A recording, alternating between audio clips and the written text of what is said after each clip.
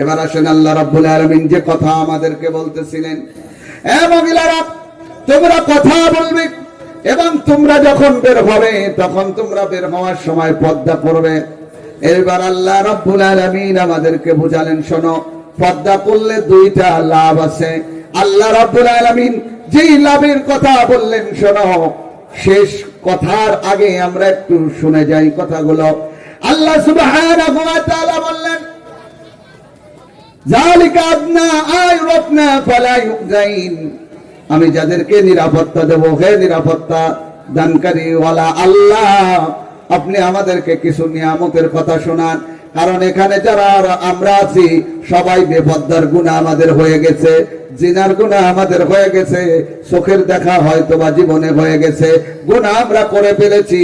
ঠিক আল্লাহর রাসূলের একজন সাহাবী এমন জিনা করে ফেলছে, জিনা করে পয়গম্বরের সাহাবী মায়েজ রাদিয়াল্লাহু তাআলা আনহু এবার পয়গম্বরের সামনে এসে হাজির, ইয়া রাসূলুল্লাহ আমি জিনা করে ফেলেছি, আমাকে শুদ্ধ করে দেন, আমাকে পরিণত করে দেন, আমাকে পাক বানায়া দেন।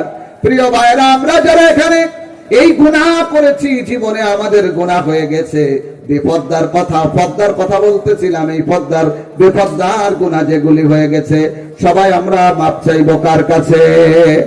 আল্লাহর রাসূল বললেন তুমি চলে যাও, আল্লাহর কাছে তওবা করো, তোমার সাক্ষী নেই। কিন্তু তিনি নাসার বান্দা, তিনি বললেন পয়গম্বর আমার বিচার না করলে হবে না। এই কথা বলে তিনি সামনে গেলেন।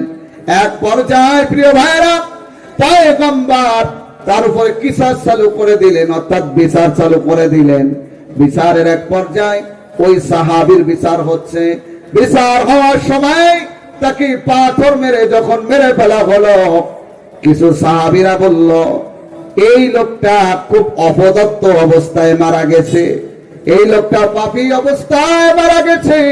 পয়গম্বর বলল শোনো, এমন তোহমাত কারো উপরে দিও না, আমার এই সাহাবী যে মারা গেছে আল্লাহ আমার সাহাবীকে জান্নাতের নহরের পানি খাওয়াচ্ছে। সুবহানাল্লাহ।